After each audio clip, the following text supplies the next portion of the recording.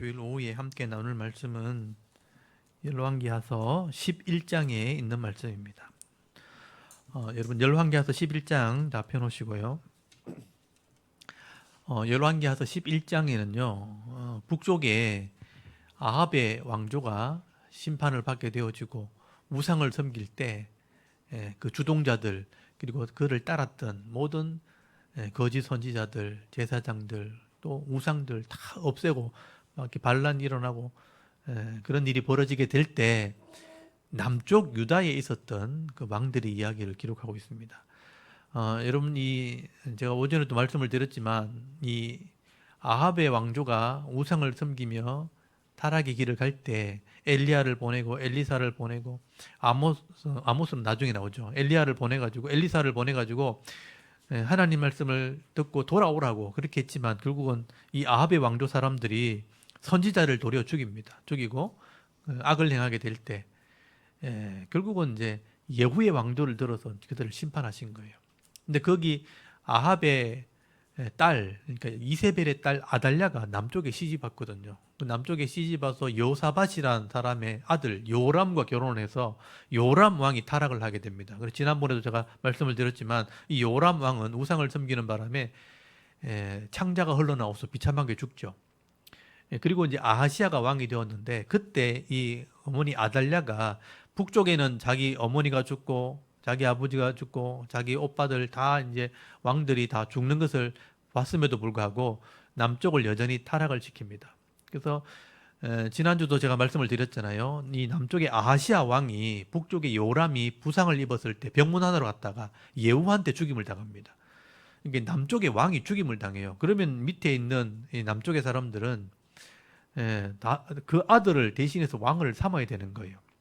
그런데 이 아달랴가 왕자들을 다 죽여버립니다. 이 이세벨의 딸이죠. 아달랴가 왕자들을 다 죽여버리고 자기가 왕이 돼요.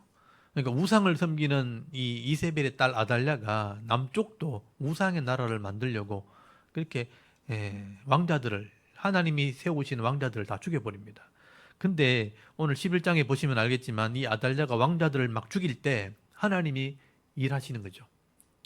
왕자들이 막 죽임을 당할 때 그 유모하고 갓난 아기 하나를 몰래 숨깁니다. 제사장의 누이가 여동생이 그를 숨기게 되는데 하나님이 그걸 도와줘요. 그래서 막 왕궁에 왕자들의 방을 찾아다니면서 죽일 때 그 아이를 숨기는 장면이 나옵니다. 여러분 거기 11장 1절 한번 보십시오. 아하시아의 어머니잖아요. 아달랴. 이 아달랴가 이세벨의 딸입니다. 그의 아들이 죽은 것을 보고, 그러니까 아하시아가 북쪽에 갔다가 예후에게 죽은 것을 보고 일어나 왕의 자손을 모두 멸절했다고 돼 있어요. 이게 악한 행위입니다. 원래 하나님 뜻대로 하려면 그 아하시아의 아들을 왕을 삼아야 되는 거예요. 근데 그 왕자들을 다 죽여버리고 2절에 보면 요람 왕의 딸 아하시아의 누이 요세바가 아하시아의 아들 요아스를 아하시아의 아들 중에 요아스라는 한 아들 이 왕자들을 죽임을 당하는 중에 빼냈다고 돼 있죠. 빼내어 그와 그의 유모를 침실에 숨겨 아달랴를 피하여 죽임을 당하지 않겠다. 이게 하나님 역사입니다. 왕자들이 막 죽임을 당할 때 유모가 아기를 이제 보면 이 갓난 아기는 젖을 줘야 되는데 젖은 출산한 사람만 젖이 나옵니다. 그래서 유모가 출산한 여인이 유모가 되거든요. 그러니까 유모가 있어야 이 아기를 살릴 수 있기 때문에 유모와 함께 이 아이를 숨긴 거예요. 그리고 3절에 보면 요아스와 그와 함께 여호와의 성전에 6년 동안 숨어 있는 동안 아달랴가 나라를 다스렸다고 되어 있어요. 이 아달랴가요. 자기가 왕이 돼가지고 왕이 될 자격이 없는 사람인데 자기가 그 나라를 빼앗은 거죠. 왕자들 다 죽여버리고 왕의 그러니까 어머니니까 왕의 어머니니까 그 권력을 가지고 그 밑에 방백들 정치인들을 딱 움켜쥐고 그 나라를 딱 지배하게 된 거예요. 6년 동안 나라를 다스렸어요. 그러니까 이스라엘이 북쪽은 아수르에게 망하고 북쪽은 점점 타락의 길을 가고 있고 남쪽은 이렇게 아달랴에 의해서 장악을 당하게 된 겁니다. 그럴 때 제사장들이 하나님을 통해서 이 아이를 왕위를 다시 세우는 장면이 나오게 된 거예요. 이게 이스라엘의 큰 위기를 만난 상황들을 설명을 하고 있습니다. 여러분 4절에 보시면요. 7째 해, 6년 동안 숨겼다가 이 아이가 너무 어리니까 왕을 할 수가 없잖아요. 그러니까 7살 되었을 때, 그러니까 7살 되었을 때 여호야단 제사장이죠. 여호야다가 사람을 보내어 가레의 사람 백부장과 호위병 백부장들을 불러 데리고 여호와의 성전으로 들어가서 그들과 언약을 맺고 그들에게 여호와의 성전에서 맹세하게 한 후 왕자를 그들에게 보이고 명령하여 이르되 너희가 행할 것이 이러하니라. 안식일에 들어온 너희 중 3분의 1은 왕궁을 주의하여 지키고 또 3분의 1은 사람들을 지켜라 이렇게 하는데 이 제사장들은 종교인들이거든요. 그러니까 종교인들이 정치인들을 맞서 싸울 수가 없어요. 그래서 군인들을 데리고 오는 장면이 나온 거죠. 백부장들을 불러가지고 이 아이가 하나님의 뜻대로 왕이 될 아들이라 하고 보여준 거예요. 그리고 이 백성들이 그 군사들을 설득을 한 겁니다. 군인들을 설득을 해서 이 왕위를 지켜야 된다 우리가. 이게 하나님의 뜻이다 하고 언약을 했다고 돼 있어요. 하나님의 약속대로 언약을 하고 이 군인들을 중심으로 안식일 날을 정해서 이 정권을 잡고 있는 아달랴를 이제 반역을 일으켜서 죽이게 된 거죠. 그래서 날을 잡아서 거기 9절부터 보시면 백부장들과 약속을 하고 안식일을 정해가지고 예배드리러 백성들이 들어올 때 이 백성들과 함께 왕위를 이 요아스에게 세우게 되는 겁니다. 그래서 거기 12절에 보면 여호야다 제사장이 왕자를 인도하여 내어 왕관을 머리에 씌우고 율법책을 주고 기름을 부어 왕으로 삼음에 무리가 박수하여 왕의 만세를 불렀다고 돼 있죠. 하나님의 뜻으로 이 왕자를 살렸고 7살 되었을 때 이제 왕위를 주어서 이 요아스를 통해서 다윗의 왕위가 이어지게 하도록 이렇게 하나님의 뜻을 이루게 되는 겁니다. 그때 백성들이 그것을 인정을 하게 되었고 군인들과 함께 이제 아달랴의 정권을 이제 죽이게 되는 거예요. 그래서 18절부터 아달랴가 호위병들과 안식일에 예배드리는 장소에서 왕의 만세를 부르는 걸 보고 급히 놀라서 군인들을 보내니까 이 군인들이 죽이게 되는 일이 벌어지게 됩니다. 아달랴는 도망을 가게 되었고 나중에 죽임을 당하게 됩니다. 거기 14절에 보면요. 봄에 왕이 규례대로 단 위에 섰고 장관들과 나팔수가 왕의 곁에 못을 섰으며 온 백성이 즐거워하여 나팔을 부는지라. 아달랴가 옷을 찢으며 외치며 반역이로다 반역이로다. 자기가 반역을 일으켜놓고 자기가 반역이라고 얘기하죠. 그래서 도망을 가게 될 때 쫓아가서 이 아달랴를 잡아서 죽이게 됩니다. 그래서 이 성전에 예배 드리는 장소이기 때문에 성전에서는 죽이면 안 돼요. 그래서 밖으로 쫓아내서 바깥에 길가에 가서 이 아달랴를 죽이게 됩니다. 그리고 하나님의 뜻을 따라서 다윗의 왕가를 이어서 요아스 7살 된 왕이 이제 왕이 되는 거예요. 이게 정말 위급했던 순간에 이스라엘이 다시 세워지는 장면입니다. 이렇게 하나님께서는요, 이렇게 어린아이 같은 이런 아이를 하나 살려서라도 왕위를 이어가시는 분이에요. 이 하나님의 계획이죠. 그래서 거기 17절에 보시면요. 여호야다가 왕과 백성에게 여호와의 언약을 맺어 여호와의 백성 되게 하고, 그러니까 하나님의 왕위가 이제 요아스에게 넘어갔기 때문에 요아스가 하나님의 왕이다. 그리고 하나님 백성이다 하고 계약을 맺는 거예요. 그리고 왕과 백성 사이도 언약을 맺게 됩니다. 근데 여기 잘 보셔야 돼요. 이 아이가 7살이잖아요. 7살이면 아직까지 이성이 판단할 수 없는 나이인 거죠. 그래서 아직 어린 나이지만 하나님과 하나님의 이름으로 백성들과 언약을 맺고 왕으로서의 사역을 하기를 언약을 맺습니다. 근데 이 요아스가 나중에 장성하게 되었을 때, 자기 생각이 들어왔을 때 하나님을 배반하게 돼요. 그러니까 어린 나이라도 이성으로 자기 생각으로 언약하지 않으면요, 이게 나중에 깨어집니다. 근데 그걸 오늘 잘 보셔야 돼요. 그래서 이 어린 나이에 이 왕은 언약을 하고 하나님 백성 되기로, 하나님 왕이 되기로 언약을 하고 난 뒤에 거기 18절부터 보시면요, 온 백성이 바알의 산당을 거기서 산당으로 가서 그 산당을 헐고 그 제단들과 우상들을 철저히 깨뜨리고 그 제단 앞에서 바알의 제사장 맏단을 죽였다고 돼 있죠. 이미 남쪽도 바알의 우상이 세워져 있었고 바알의 산당이 세워져 있어요. 바알의 신당이 세워져 있었어요. 그러니까 그 제사장도 있었고 그 우상을 섬기는 무리들이 간이 있었다는 거예요. 이 사람들을 다 처형을 하는 장면이 나옵니다. 그리고 성전을 수리했다고 돼 있어요. 성전이 많이 깨어진 거죠. 바알을 섬긴다고 성전을 다 무너뜨리기도 하고 변형시키기도 하고 그렇게 했다는 거예요. 그리고 20절에 보면 온 백성이 즐거워하고 온 성이 평온하더라. 평화가 주어졌다는 얘기죠. 아달랴를 무리가 왕궁에서 칼로 죽였더라. 요아스가 왕이 될 때 나이가 7세, 7살이었다. 그러니까 이스라엘의 왕들 중에 제일 어린 나이에 왕된 사람이 요아스예요. 7살. 나중에 8살이 된 사람도 있는데 요시야가 8살에 왕이 되거든요. 이 사람은 7살에 왕이 됩니다. 7살이 왕이 되니 정치를 할 수 없죠. 그래서 제사장들이 나라를 다스리게 됩니다. 12장에 보시면요. 예후 제7년에 요아스가 왕이 되어 예루살렘에서 40년 동안 통치했다고 되어 있어요. 그러니까 7살에서부터 40년을 통치했으니까 47살까지 이제 통치한 거겠죠. 그리고 그게 어머니는 시비아라고 되어 있고 베일사바 사람이라고 되어 있죠. 그리고 2절에 요아스는 제사장 여호야다가 그를 교훈하는 모든 날 동안에는 여호와 보시기에 정직히 행했다. 이 제사장이 살아있는 동안, 이 제사장이 나이가 오랫동안 살아요. 100살 넘게 삽니다, 이 사람이. 그러니까 하나님이 일부러 이 사람을 살려두신 것 같아요. 요아스가 제대로 하게 하려고. 그래서 말씀을 가르치고 권면도 하고 제사장이 계속 도와주는 동안에는 그래도 정직하게 해요. 근데 제사장이 딱 죽자 말자 타락하기 시작합니다. 요아스 스스로 타락한 게 아니고요. 주위에 있는 대신들, 신하들이 타락시켜요. 그러니까 아달랴는 죽었지만 아달랴 밑에서 정권을 누리고 있던 사람들 있잖아요. 정권을 누리고 있던 사람들이 요아스가 왕이 되면서 다 쫓겨납니다. 쫓겨났는데 이 사람이 왕이 되었을 때 주위에서 그 권력을 잃어버리기 싫으니까 또다시 요아스에게 붙어가지고 막 이렇게 잘못된 길을 가도록 유혹을 하게 돼요. 그래서 제사장이 있을 때는 못했는데 제사장이 딱 죽고 나니까 이 사람들이 요아스한테 붙어가지고 막 이렇게 자기 말을 듣게 하려고 그렇게 하는 거예요. 그렇게 하면서부터 타락하기 시작한 거예요. 이게 정치란 게 그런 겁니다. 내 혼자 잘한다고 되는 게 아니에요. 밑에 있는 사람들이 바른 생각을 가지고 있어야 됩니다. 지금 우리나라가 이렇게 혼란스럽게 된 것도 바로 그것 때문이에요.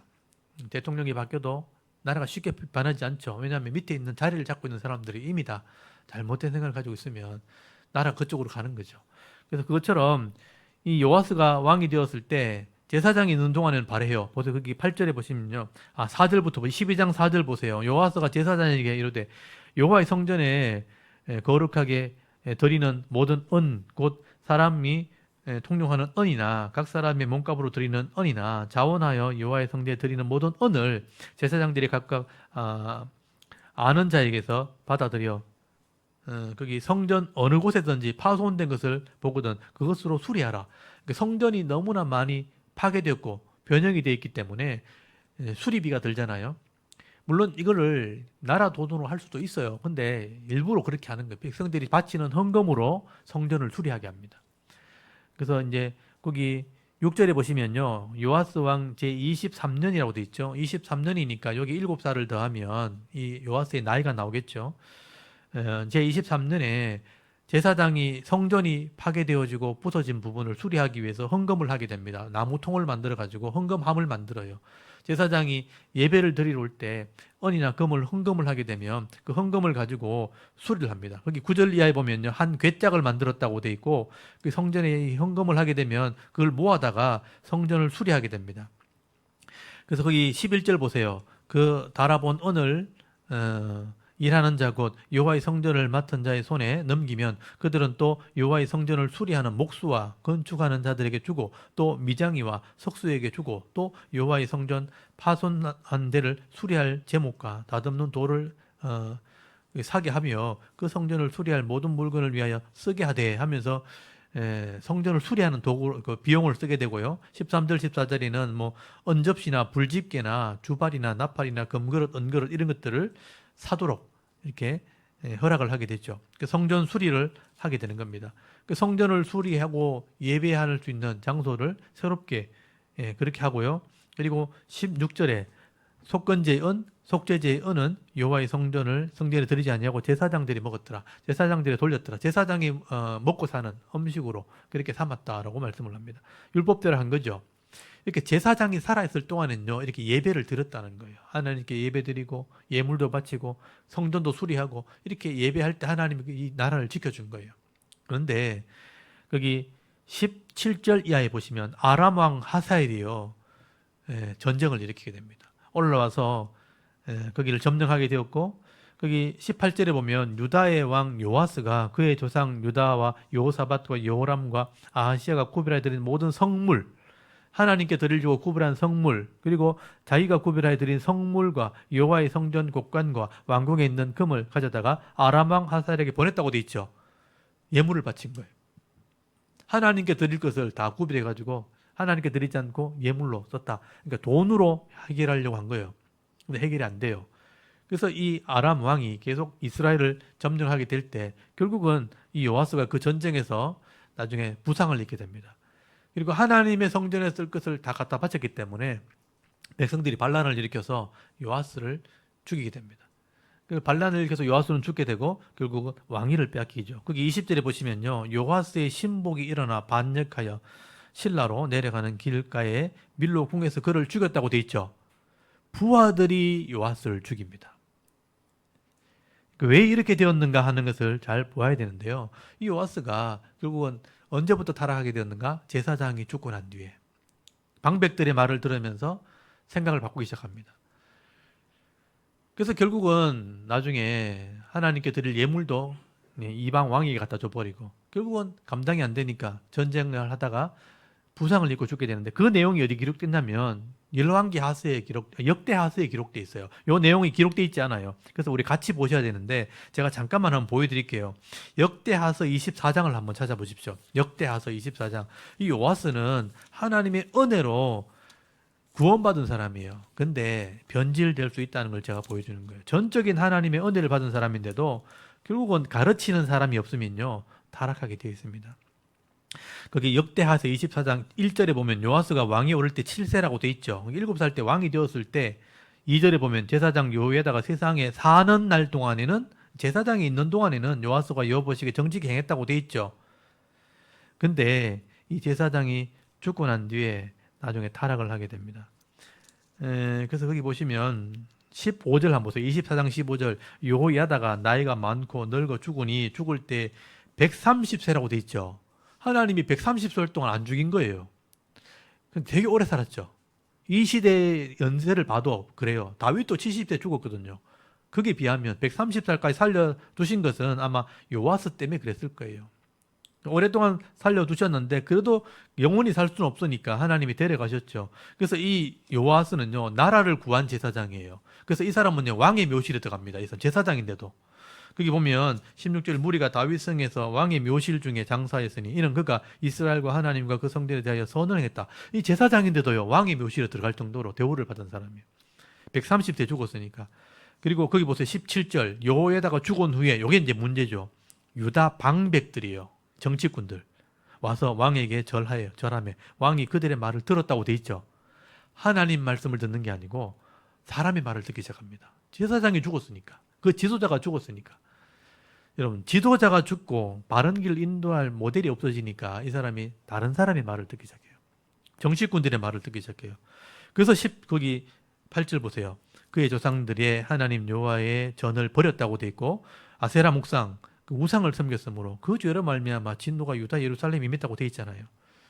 그러나 여호와께서 그들에게 선지자를 보내사 다시 여호와께로 돌아오게 하려 하심에 선지자들이 그들에게 경고하였으나 듣지 않았다. 그러니까 잘못될 길을 가니까 하나님이 선지자를 또 보내잖아요. 근데 그게 기회인데도 사람의 말을 자꾸 듣고 하나님 말 안 듣는 거예요. 듣지 않았다. 그래서 거기 20절에 보면요. 여호와의 영, 성령까지 보내가지고 제사장 여호야의 아들, 아까 제사장 여호야의 아들도 선지자거든요. 이 스가랴를 보냈는데 나중에 이 스가랴는 너무 고든 사람이에요. 그러니까 타협을 못하니까 결국 왕이 못 이겨요. 그래서 때려 죽입니다. 말 안 듣는 정도가 아니고 죽여버리죠. 그래서 여기 20절 제일 끝에 한번 보세요. 너희가 여호와를 버렸으므로 여호와께서 너를 버리셨느니라 하나 우리가 함께 꾀하고 왕의 명령을 따라 그를 여호와의 전뜰 안에서 돌로 쳐 죽였다고 돼 있어요. 선지자를 자기 책망한다고 돌로 쳐 죽였어요. 이게 요아스예요. 7살에 왕이 돼가지고 그렇게 성전도 수리하고 예배도 잘 드렸었는데 나중에 이 제사장 여호야다가 죽은 뒤에는요 급속도로 타락합니다. 그러니까 이 옆에서 지도하는 사람이 있다는 게 굉장히 중요하다는 뜻이에요. 그러니까 바르게 인도할 사람이 없으면요 계속 유혹이 오기 때문에 바른 믿음을 가지지 않으면 결국은 무너지는 겁니다. 정치꾼들의 말을 듣고 결국은 제사장까지 돌로 쳐 죽입니다. 그래서 하나님이 안 되니까 전쟁이 일어나게 한 거예요. 아람 나라를 불러가지고 치게 한 거예요. 그러니까 돈으로 갖다 해결하려니까 안 되죠. 결국은 전쟁을 통해서 망하게 되는 겁니다. 거기 22절에 요아스 왕이 이와 같이 스가랴의 아들 아버지 여호야다가 베푼 은혜를 기억하지 아니하고 그의 아들을 죽이니 그가 죽을 때 이르되 여호와는 감찰하시고 신원하여 주옵소서 하나님이 좀 갚아주십시오라고 하고 죽었다는 거예요. 나중에 예수님이요 이 얘기를 해요. 너희들이 선지자를 돌로 쳐주겠다. 아벨에서부터 스가랴까지 이 스가랴까지 내가 죽은 거 아니냐. 이 스가랴가 돌에 맞아 죽은 걸 하는 예수님이 기억을 해요. 그리고 그걸 지적을 해요. 너희들이 이렇게 스가랴를 죽인 사람들 아니냐. 결국은 이 요하수도 마찬가지예요. 23절에 보세요. 1주년 만에 이 선지자를 죽이고 1년 뒤에 아람 군대가 일어나가지고 요하스를 치려고 올라와서 유다의 예루살렘에 이르러 백성 중에서 모든 방백들을 다 죽였다고 돼 있죠. 방백들을 하나님이 심판하는 거예요. 그 정치꾼들을 심판하죠. 또 노력한 물건들을 다메섹 왕에게 보냈다. 세금으로 해결하는 거예요. 돈을 갖다 줬는데 그냥 다메섹 왕에게 갖다 줘버리고요. 전쟁을 또 일으킨 거예요. 24절에 아람 군대가 적은 무리로 왔으나 여호와께서 심히 큰 군대를 그들의 손에 넘기셨으니 이는 왜 그랬냐 써놨잖아요. 이는 유다 사람들이 그들의 조상들의 하나님 여호와를 버렸음이라. 이와 같이 아람 사람들이 요아스를 징벌하였더라. 벌을 내렸다 하고 돼 있죠. 이게 역사의 교훈이에요. 요아스는요 하나님 말씀을 버린 거예요. 선지자의 말도 듣지 않은 거죠. 세상의 방법으로 해결하려고 한 거죠. 결국은 전쟁을 통해서 죽습니다. 26절에 보면 25절에 요아스가 크게 부상을 당했다고 돼 있죠. 적군이 그를 버렸고 간 뒤에 그의 신하들이 와가지고 그들을 치료한 게 아니고 제사장 요아의 아들의 피로 말미암아 선지자를 죽였기 때문에 반역하여 그를 침상에서 죽였다고 돼 있어요. 부하들이 죽입니다. 치료하지 않고 죽여버립니다. 그리고 나서 다음에 아들이 왕이 시키죠. 그래서 아마시아 27절에 보면 아마시아가 대신해서 왕이 됩니다. 이 아마시아도 결국은 이제 요아스의 아들로 왕이 되었지만 이 아마시아도 나중에 우상을 섬겨요. 왜냐하면 이게 아달랴의 손자예요. 그러니까 아달랴의 영향을 받은 사람이 요아스하고 아마시아예요. 그러니까 이세벨의 영향은 요람에게 또 아달랴가 시집와가지고 요람의 아들 아하시아 그 다음에 거기 요아스 아마시아까지 다 아달랴의 영향을 받습니다. 그래서 이 아마시아도 나중에 부하한테 죽임을 당합니다. 우상을 섬기다가 여기 25장에 쭉 연결돼 있어요. 이런 왕들을 보면서 저는 생각을 좀 하게 되는 거예요. 이 왕들도 이렇게 그 시대 똑똑한 사람, 뛰어난 사람을 통해서 이렇게 지도자가 되게 하시지만 사명 감당하지 못하면 똑같아요. 하나님이 버리시기도 하고 심판하시기도 한다는 거예요. 이 나라에 지금 왕은 없지만 이 대통령이나 정치하는 사람이 이 나라를 다스리잖아요. 근데 그 아무나 하는 게 아니고 똑똑한 사람들이 하는 거예요. 그 똑똑한 사람을 하나님 쓰시는데 그 사람들이 하나님을 기억하지 못하고 세상의 사람들의 말을 듣고 공의를 행하지 않게 되면요 하나님이 바로 심판하십니다. 저는 그 역사를 알기 때문에 지금 이게 나라가 혼란스러워도 제가 이렇게 지켜보고 있는 거죠. 하나님이 일하신다는 거예요. 연약한 자를 들어서 강한 자를 치시기도 하고 하나님이 힘없는 자를 들어서 악한 사람을 심판하시는 그 역사가 지금도 계속되고 있는 것입니다. 그래서 지금 권력자들이 일할 사람이 없잖아요. 백성들이 일어서는 거예요. 백성들이 일어서서 하나님의 뜻을 전하는 겁니다. 만약 이렇게 해서 안 되잖아요. 그럼 진짜 전쟁이 일어납니다. 전쟁을 통해서 하나님 썰어버리고 다시 시작하는 거예요. 하나님의 역사는 이렇게 흘러가는 겁니다. 근데 중요한 것은요. 이런 상황이 되어서도 은혜를 누릴 사람들이 있고 악을 행함으로 망하는 사람도 있는 거예요. 저는 우리가 권력자가 아니지만 이 땅에서 악을 행하다가 망하는 것보다는 하나님 말씀을 순종하다가 은혜를 누리는 것이 더 행복하다는 거죠. 어려움 중에도 위로가 있고 힘든 가운데서도 기쁨이 있는 거예요. 여러분 전쟁통에서도요 그 안에 은혜가 있습니다. 만약에 우리가 6.25 때 만약에 태어났다면 지금 참호 속에 들어가서 막 총 쏘고 이러겠죠. 그 총 쏘면서도 주먹밥 나눠 먹으면서 기쁨을 누리고 했을 거예요. 어려움 당한 사람 친구 있으면 막 도와주고 힘든 사람 막 해주고 그 속에 기쁨이 있는 거예요. 그런 상황에서 태어났으니까 어쩔 수 없이 전쟁은 하지만 그 속에 은혜가 또 있는 거예요. 지금 우리는 이만큼 좋은 환경에 태어났기 때문에 이런 어려움이 있지만 이 속에도 은혜가 있는 겁니다. 그러니까 안 좋은 걸 받고 보고 불평하고 원망하기보다는 이 속에 하나님의 섭리를 이렇게 지켜보는 거죠. 하나님이 결국 권력자들을 통해서 때로는 심판하시기도 하고 바른 길을 인도하실 때 우리는 과연 어떤 삶을 살아야 되고 또 어떤 기도를 해야 되는가 또 어떤 은혜를 누려야 되는가. 여러분의 가정의 기업은 빼앗기지 않습니다. 여러분 가정에 있는 것, 직장에 있는 것 그 속에서 은혜를 누리셔야 돼요. 세상이 어렵다고 여러분까지 어려워질 필요는 없는 겁니다. 그래서 오늘 이 역사를 보면서 하나님이 그렇게 일하시는구나. 오늘 열왕기하서 11장에 요아스 참 불행한 왕이죠. 어려운 시절에 하나님이 기회를 줘가지고 갓난 아기를 살려가지고 왕위를 줬잖아요. 그러면 그 말씀대로 묵묵히 정말 조금씩 성실하게 갔으면 좋았는데 자기를 지도할 사람이 없다 그래가지고 금방 세상 사람의 말에 귀를 기울이고 금방 이렇게 돌아서게 되니까 결국 하나님의 심판을 받게 되는 이 모습들을 보게 되는 겁니다.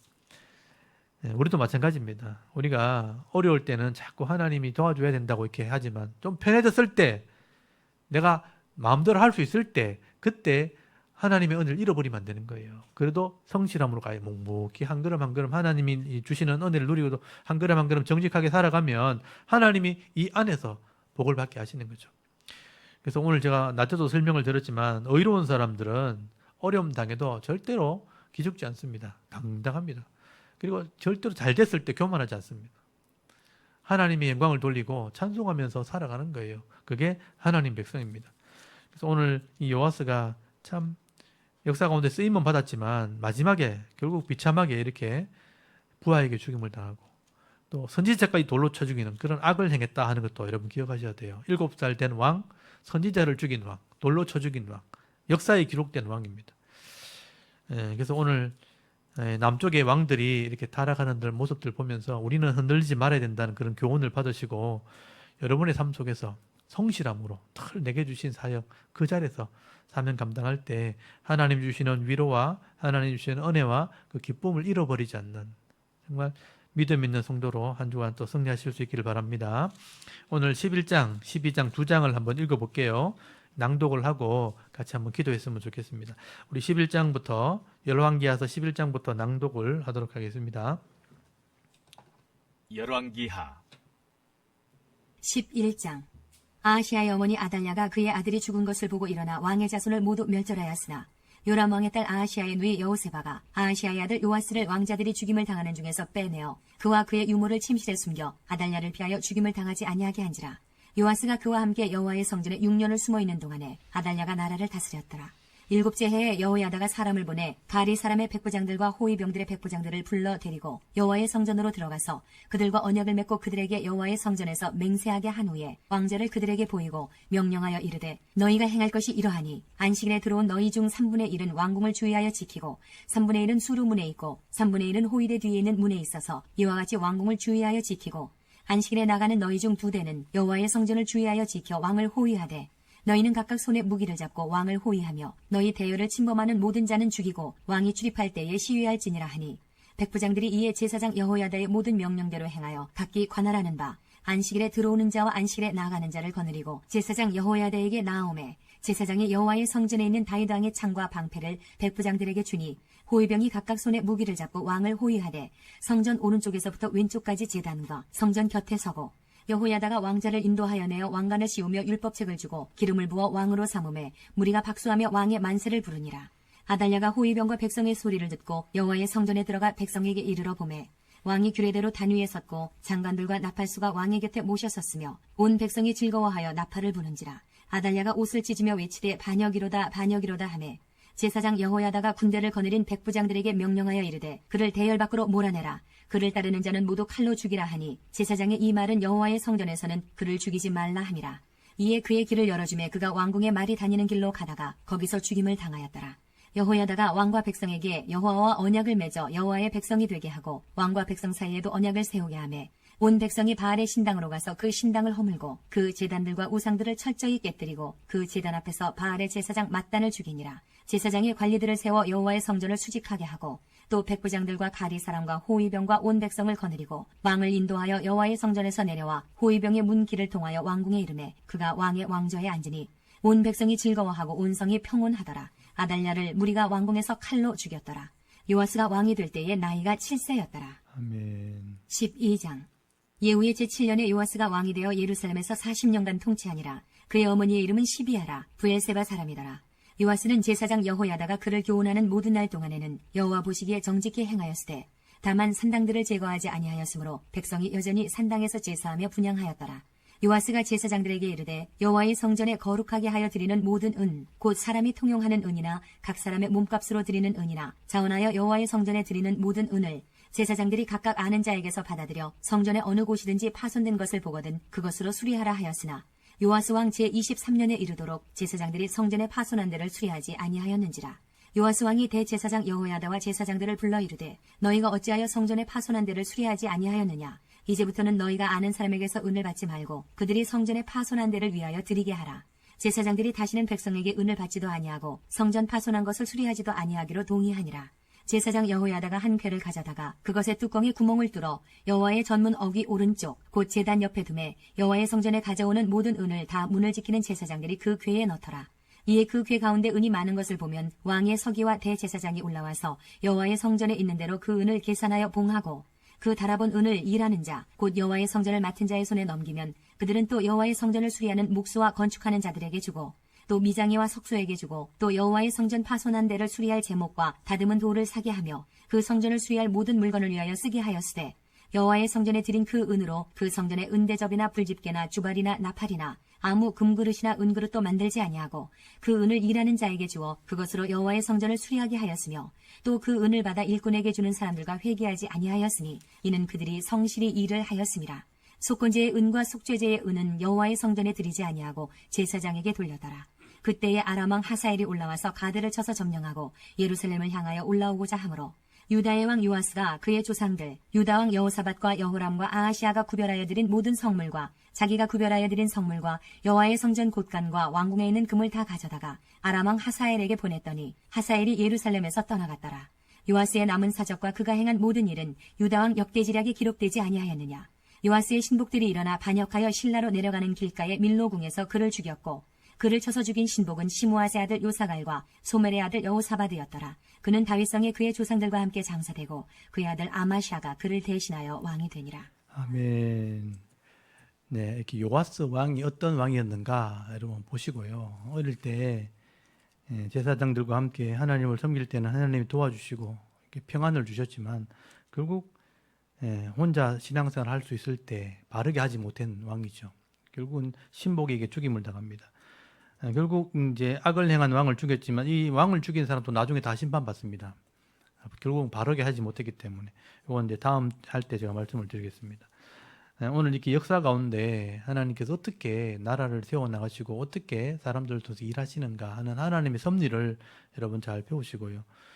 이 나라 이 민족도 하나님께서 이 복음을 전하는 가운데 100여 년 전에 많은 순교자들을 통해서 말씀을 전하게 하셨고 그 말씀을 깨달은 이 백성들이 깨달아서 하나님을 예배할 때 이만큼 이렇게 부한 나라가 되게 하신 거죠. 시대마다 이제 일꾼을 일으켜서 나라를 이렇게 부하게 하시고 잘 살게 하셨고 또 하나님께 영광이 되도록 이 대한민국을 통해서 많은 선교사들이 또 세계에 흩어지게 하셨는데 또 너무 평안하게 잘 살다 보니까 70년 정도 평안을 누리다 보니까 나태해진 겁니다. 교회가 또 변질되어지고 바른 예배 드리지 않고 바른 말씀 가르치지 않게 될 때 다음 세대가 더 어려워지니까 하나님이 또 이런 환난을 주신 거예요. 말씀으로 돌아와서 또 회복하라고. 결국 말씀을 제대로 가르칠 때 하나님이 일하시게 되고 하나님이 도우셔야 이 나라도 또 가정도 직장도 세워지는 겁니다. 이 나라의 시스템이 무너지면 여러분 일할 곳도 없어지는 거예요. 그래서 이 나라가 잘 세워지고 그 속에 내 직장과 사업이 번성하고 그 안에 가정이 평안을 누릴 수 있도록 여러분 오늘도 계속 기도할 수 있기를 바랍니다. 그런 일꾼들을 세워달라고 어려운 시절에 의로운 일꾼들을 세워달라고 하나님께서 이미 다 준비해 놓으실 거예요. 오랜 환난을 통해서 준비한 일꾼들이 세워져서 다시 한번 우리 다음 세대 자녀들이 더 큰 복을 받을 수 있도록 여러분 기도하시고 또 현재 일주일 동안 삶을 놓고 일주일 동안도 우리가 어긋난 길 가지 않도록 바른 길 갈 때 내 이 생애 안에도 이런 하나님의 은혜가 있도록 그래서 그 복을 받아 누리면서 하루하루 내 주위에 있는 사람들과 행복함을 누리면서 또 성숙함으로 나가는 한 주가 될 수 있도록 여러분 기도하시고 다음 주일에 또 더 건강한 모습으로 또 성숙한 모습으로 또 하나님께 나와 예배하면서 기쁨을 나눌 수 있도록 여러분의 삶 속에서 은혜가 있도록 같이 한번 기도하고 예배를 마쳤으면 좋겠습니다. 다 같이 하나님께 한번 기도드리겠습니다. 하나님 아버지 은혜를 감사합니다. 오늘 주일 오후 시간에